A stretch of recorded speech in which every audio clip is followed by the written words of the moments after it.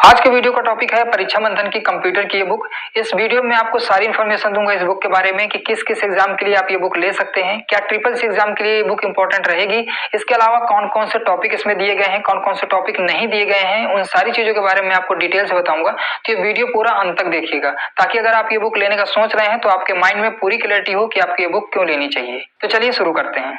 सबसे पहले एक न्यू एडिशन है, तो अगर आप इसी तरह न्यू एडिशन बुक्स के रिव्यू पाना चाहते हैं तो चैनल को सब्सक्राइब कर लीजिएगा ताकि जब भी मैं वीडियो डालूं तो आपको नोटिफिकेशन सबसे पहले मिले।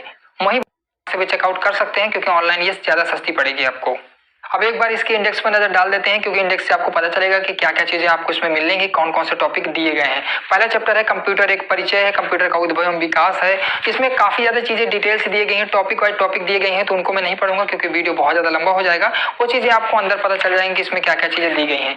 तीसरा है कंप्यूटर एवं कार्य पद्धति और पर्सनल कंप्यूटर मुख्य घटक है, इनपुट आउटपुट डिवाइस है, इसके अलावा मेमोरी है। इसके अलावा जो सातवां चैप्टर है वो है नंबर सिस्टम का, संख्या पद्धति का। अब ये नंबर सिस्टम मैथ वाला नहीं है, ये अलग होता है, इसके बारे में आपको बताऊंगा। ये बाइनरी होता है, बाइनरी कोड होते हैं, ये कंप्यूटर की गणित होती है, इसके बारे में अभी आपको बताऊंगा। सॉफ्टवेयर है, फ्लो चार्ट है, कंप्यूटर भाषाएं है, डाटाबेस या डाटा मैनेजमेंट है। इसके अलावा कंप्यूटर नेटवर्क है, इंटरनेट है, नेटवर्क तथा डाटा सुरक्षा है, इंटरनेट के उपयोग, multimedia, Microsoft Office, Microsoft Word, Excel जैसे जो सॉफ्टवेयर होते हैं उनके बारे में जानकारी दी गई है। इसके बाद लास्ट में आपको शब्दावली दी गई है जो कि कंप्यूटर संबंधित है, मिसलेनियस का पार्ट दिया गया है। एब्रिविएशन आपको स्टार्टिंग में ही मिल जाएंगे क्योंकि इनसे काफी ज्यादा क्वेश्चन आते हैं। फुल फॉर्म से इनको हम बेसिकली फुल फॉर्म बोलते हैं, उनको हम एब्रिविएशन भी बोलते हैं, ठीक है, संक्षिप्त वर्ड।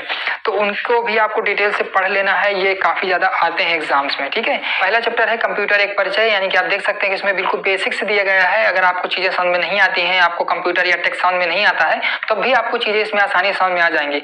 अगर आप किसी ऐसे एग्जाम की तैयारी कर रहे हैं जिसमें कंप्यूटर मस्ट है और आता ही आता है, उसमें कम से कम 3 से 4-5 क्वेश्चन आते हैं, तो फिर आपको ये बुक जरूर लेनी चाहिए अगर आपके पास कोई और बुक नहीं है। वैसे मार्केट में बहुत सारी कंप्यूटर की बुकें आती हैं, लेकिन जिन लोगों ने परीक्षा मंथन की बुकें पढ़ रखी है उनको पता है कि ये काफी ज्यादा इजी टू अंडरस्टैंड होती हैं। इनमें जो भाषा दी रहती है, इनमें काफी अच्छी थ्योरी दी रहती है, तो ताकि आपको चीजें आसानी समझ में आ जाएंगी। इसमें टॉपिक सब टॉपिक इतने अच्छे से डिफाइन किए गए हैं, तो आप अगर स्टेप बाय स्टेप भी पढ़ेंगे तो आपको चीजें बहुत अच्छे से समझ में आ जाएंगी। वही बात करें हम इस बुक के फॉर्मेट के बारे में, तो इस बुक का फॉर्मेट है बिल्कुल एग्जाम फ्रेंडली है। इसमें आपको थ्योरी में भी चीजें मिल जाएंगी, ऑनलाइनर में भी मिल जाएंगी, इसके अलावा ऑब्जेक्टिव फॉर्मेट में भी चीजें मिल जाएंगी। तो इससे चीजें आसान हो जाती हैं पढ़ने में, समझने में, रटने में। तो पहली बात तो ज्यादा इसमें थ्योरी मिलेगी क्योंकि आप थ्योरी चीजें पढ़ेंगे समझेंगे तो आपको ज्यादा आसान लगेगा। इसके अलावा आपको इस तरह वन लाइनर फॉर्मेट में भी चीजें मिल जाएंगी। वो वन लाइनर में वही क्वेश्चन दिए गए हैं जो किसी न किसी एग्जाम में आए हुए हैं, काफी अच्छे क्वेश्चन दिए गए हैं। तो अगर आप थ्योरी में वो चीजें समझ में नहीं पा रहे हैं तो आप वन लाइनर फॉर्मेट में पढ़ सकते हैं, तो आपको एक स्पेसिफिक क्वेश्चन मिल जाएगा कि हाँ ऐसे क्वेश्चन आते हैं। इसके अलावा आपको प्रीवियस ईयर के क्वेश्चंस भी मिल जाएंगे जो कि ऑब्जेक्टिव हैं, उनमें आप देख सकते हैं कि किस किस एग्जाम में क्वेश्चंस आए हुए हैं। तो ये काफी ज्यादा अच्छी चीज है जो कि मुझे काफी अच्छी लगी इस बुक के बारे में। इसका फॉर्मेट लगभग कुछ वैसा है जैसा कि परीक्षा वाली की बुकें आती हैं, वैसा ही फॉर्मेट लगभग दिया गया है। इसमें भी आपको फ्लो चार्ट मिल जाएंगे जो कि काफी अच्छी चीज है। इसके अलावा थ्योरी तो दी गई है। इसके अलावा बात करें इसमें इमेजेस की, तो इमेजेस आपको इसमें काफी ठीक मिल जाएंगे, काफी अच्छे हैं। हालांकि ब्लैक एंड व्हाइट है लेकिन समझाने के लिए काफी है, क्योंकि कंप्यूटर में काफी कुछ चीजें ऐसी होती हैं जो कि नॉर्मल स्टूडेंट को समझ में नहीं आती हैं, या जो लोग टेक फ्रेंडली नहीं है उन्हें चीजों के बारे में ज्यादा जानकारी नहीं होती है, तो उनमें इसमें पिक दी गई है जिससे कि आपको चीजें आसानी से समझ में आ जाएंगी। और जो फ्लो चार्ट दिए गए हैं उससे भी चीजों को डिफाइन करने में आसानी होती है, ताकि अगर किसी व्यक्ति को बहुत ज्यादा समझने मुश्किल हो रही है तो भी चीजें समझ में आ जाएंगी। अब जैसे इसमें रैम दी गई है, तो रैम किस तरह की होती है, रोम चिप किस तरह की होती है, फ्लॉपी डिस्क किस तरह की होती है, तो इस तरह की इमेजेस दी गई हैं ताकि आपको चीजें समझ में आ जाए। हार्ड डिस्क किस तरह की होती है, हार्ड डिस्क का काम क्या होता है, तो ये सारी चीजें आपको समझ में आ जाएंगी। इस तरह की आपको इमेजेस मिल जाएंगे कि सीडी किस तरह की आई, इसके बाद आपको पेन ड्राइव आ गई, फिर इसके बाद मेमोरी कार्ड, जैसे कि बहुत ज्यादा टेक्नोलॉजी जो ऐसे इंप्रूव कर रही है उस हिसाब से चीजों में जो चेंज आ रहा है वैसे आपको इसमें इमेजेस मिल जाएंगी ताकि आपको चीजें समझने में आसानी हो। इसके अलावा जो हमारा अगला चैप्टर है वो है संख्या पद्धति का, यानी नंबर सिस्टम का। अब जैसा कि मैंने पहले ही बता दिया है कि ये नंबर सिस्टम मैथ वाला नंबर सिस्टम नहीं है, इसमें आपको चीजें अलग मिलेगी। इसमें बाइनरी कोड वगैरह मिलेंगे जो कि कंप्यूटर की गणित होती है, जो कि समझना आपके लिए जरूरी है क्योंकि ऐसे क्वेश्चन कभी कभी आ जाते हैं। वैसे कॉम्पिटिटिव एग्जाम्स में बहुत कम ही आते हैं, लेकिन उन एग्जाम्स में क्वेश्चन आ सकते हैं जिनमें कि लेवल मांगता है या ट्रिपल सी मांगता है, उनमें क्वेश्चंस हो सकता है कि बाइनरी कोड से आ जाएं, तो आपको ये चीजें भी इसमें पढ़ने को मिल जाएंगी। ये ऐसा टॉपिक है बाइनरी कोड का जो कि ज्यादातर बुक्स में देखने को नहीं मिलता है और बहुत सारे पब्लिकेशन इस चैप्टर्स को नहीं देते हैं, जबकि ये काफी ज्यादा यूजफुल है और इंपॉर्टेंट भी है। जैसे कि आप इसमें देख सकते हैं कि निबल क्या होता है, byte, kilobyte, megabyte, gigabyte, terabyte, petabyte, ये क्या होते हैं, इनके क्या क्या उपयोग होते हैं, इनको कैसे यूज करते हैं हम, इनका मतलब क्या होता है, ये सारी चीजें आपको डिटेल से इसमें देखने को मिल जाएंगी।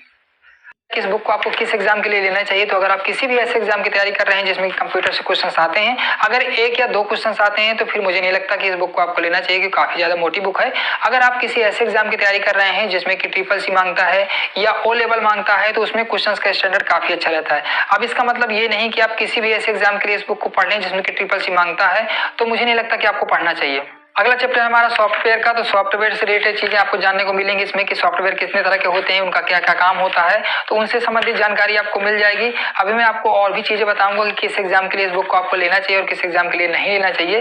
फ्लो चार्ट वगैरह, कंप्यूटर भाषाएं, ये भी काफी ज्यादा इंपॉर्टेंट है और इससे क्वेश्चन पूछे जाते हैं। इसके अलावा अगला चैप्टर है हमारा डाटा तथा डाटाबेस मैनेजमेंट सिस्टम का। इसके अलावा ऐसे ही बहुत सारे टॉपिक हैं जो कि मुझे लगता है कि इसमें हर वो टॉपिक दिया गया है जो कि कॉम्पिटिटिव एग्जाम्स में पूछा जाता है, तो इससे आपको चिंता करने की बिल्कुल भी जरूरत नहीं है कि मेरा कोई क्वेश्चन छूट जाएगा। लेकिन अब बात आती है कि क्या हमें इसे हर एग्जाम के लिए लेना चाहिए। तो मुझे नहीं लगता कि आपको हर एग्जाम के लिए इस बुक को लेना चाहिए।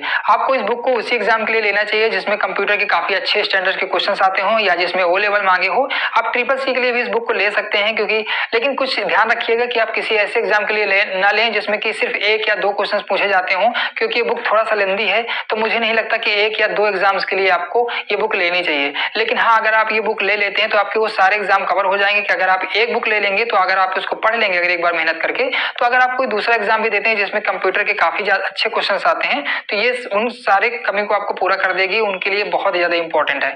लेकिन अब बात आती है कि क्या ट्रिपल-सी एग्जाम के लिए हम इस बुक को ले सकते हैं। तो ट्रिपल-सी के लिए बिल्कुल आप ले सकते हैं, लेकिन एक चीज का ध्यान रखें कि इसमें जो ऑफिस वाला जो MS ऑफिस वाला जो टॉपिक दिया गया है, तो MS ऑफिस की जगह आप देखेंगे कि ट्रिपल-सी में लिब्रे ऑफिस पूछने लगा है। अब लिब्रे ऑफिस वाला इसमें टॉपिक नहीं दिया गया है। अब जो लोग लिब्रे ऑफिस नहीं जानते हैं उनके लिए मैं एक सिंगल वीडियो बनाऊंगा, तो उसमें बताऊंगा कि लिब्रे ऑफिस क्या होता है। क्योंकि बेसिकली इस समय लिब्रे ऑफिस जो कि पहले MS ऑफिस होता था, तो उसकी जगह लिब्रे ऑफिस के बारे में क्वेश्चन पूछता है ट्रिपल-सी में। अब क्योंकि गवर्नमेंट भी उसको बहुत ज्यादा प्रमोट कर रही है लिब्रे ऑफिस को, क्योंकि लिब्रे ऑफिस एक ओपन सोर्स सॉफ्टवेयर है, उसको कोई भी डाउनलोड कर सकता है, उसमें किसी की जरूरत नहीं होती है, उसको परचेस करने की जरूरत नहीं होती है। तो मुझे लगता है वो काफी ज्यादा यूजर फ्रेंडली भी है, तो इस वजह से उसको काफी ज्यादा प्रमोट किया जा रहा है। और ट्रिपल-सी में उससे ही क्वेश्चन पूछे जा रहे हैं, और मुझे नहीं लगता कि आपको वो टॉपिक छोड़ना चाहिए अगर आप ट्रिपल-सी का एग्जाम देने जा रहे हैं। इसके अलावा अगर आप किसी और कॉम्पिटिटिव एग्जाम की तैयारी कर रहे हैं, फिर भी आपको लिब्रे ऑफिस कहीं ना कहीं से थोड़ा बहुत कवर कर लेना चाहिए। हालांकि लिब्रे ऑफिस से अभी कॉम्पिटिटिव एग्जाम में क्वेश्चंस नहीं पूछे जा रहे हैं, वो सिर्फ ट्रिपल-सी में पूछे जा रहे हैं। लेकिन हो सकता है कि कॉम्पिटिटिव एग्जाम्स में भी लिब्रे ऑफिस से क्वेश्चन पूछे जाने लगे हों। ठीक है, तो आपको लिब्रे ऑफिस कवर कर लेना है। मुझे इस बुक का यही एक थोड़ा सा माइनस पॉइंट लगा कि इसमें लिब्रे ऑफिस नहीं दिया गया है। अगर लिब्रे ऑफिस भी दिया गया होता तो कितना अच्छा होता। तो मुझे इस चीज की थोड़ा सा कमी इसमें महसूस हुई। इसके अलावा बात करें तो इसमें जो इमेजेस दी गई हैं, तो अगर आपके पास कंप्यूटर या लैपटॉप नहीं भी है तो भी आप इस बुक से अच्छे से समझ सकते हैं, क्योंकि इसमें जो इमेजेस दी गई हैं उनसे आपको पता चलेगा कि कोई भी विंडो क्लिक करने पर उसका कैसा इंटरफेस रहता है, कैसा पॉपअप ओपन होता है, कैसा उसका लेआउट रहता है, वो सारी चीजें आपको इसमें समझ में आ जाएंगी। क्योंकि इसमें देखिए, आप देख सकते हैं कि जो इमेजेस दी गई हैं, तो अगर आपके पास कंप्यूटर या लैपटॉप नहीं भी है तो भी आप इसको समझ सकते हैं कि इस विंडो को क्लिक करने पे या इस फंक्शन को क्लिक करने पर कैसा पॉपअप ओपन होता है, या कैसी जो इसकी इंटरफेस होती है वो कैसी होती है। तो ये चीजें आपको समझने में काफी ज्यादा आसानी होगी, जो कि काफी ज्यादा बुक्स में ये चीजें नहीं दी होती, उतनी क्लियरिटी से नहीं दी होती हैं, लेकिन इसमें काफी ज्यादा क्लियरिटी से ये चीजें दी गई हैं। तो ये भी काफी ज्यादा हेल्प करेगा आपको। लेकिन जैसा कि मैंने आपको बता दिया कि इसमें लिब्रे ऑफिस वाला जो सेगमेंट नहीं है वो नहीं दिया गया। इसके अलावा सारी की सारी चीजें आपको इसमें मिल जाएंगी। तो लिब्रे ऑफिस कोई इतना बड़ा सेगमेंट नहीं है, आप चाहें तो उसको किसी एक सिंगल वीडियो से भी कवर कर सकते हैं। यूट्यूब में इतने सारे वीडियो पड़े हैं लिब्रे ऑफिस के। इसके अलावा इस बुक को आप मिस मत करिएगा, क्योंकि ये बुक मुझे काफी ज्यादा पसंद आई और काफी अच्छी चीज, इसमें अच्छा कंटेंट दिया गया है, इसलिए मुझे काफी अच्छी बुक लगी। इसके अलावा मेरे पास लुसेंट की भी बुक है, हो सकता है मैं लुसेंट का भी रिव्यू डाल दूंगा अगर आप लोग कहेंगे। लेकिन लुसेंट में काफी सीमित जो कंटेंट दिया गया है, मुझे नहीं लगता कि उससे सारी रिक्वायरमेंट आपकी पूरी हो पाएगी। तो मुझे लगता है कि ये बुक आपके लिए काफी अच्छी रहेगी। इसमें आपको विंडोज के कीवर्ड शॉर्टकट भी आपको इसमें दिए गए हैं, देखिए काफी ज्यादा दिए गए हैं। इसके अलावा हिंदी शब्दावली की स्टार्टिंग हो जाती है यहाँ से। तो ये बुक काफी अच्छी है, इसमें सारी चीजें आपको मिल जाएंगी और काफी मोटी है। आप इसमें देख सकते हैं 250-300 पेजेस की लगभग बुक, 264 पेजेस की बुक है। तो इसमें काफी कुछ कंटेंट दिया गया है। तो ये रही इस बुक के बारे में सारी जानकारी। अगर आपको कुछ और जानना है इस बुक के बारे में तो आप मुझसे कमेंट में पूछ सकते हैं, मैं आपको बताने की कोशिश करूंगा। ये पूरा वीडियो देखने के लिए आपका धन्यवाद।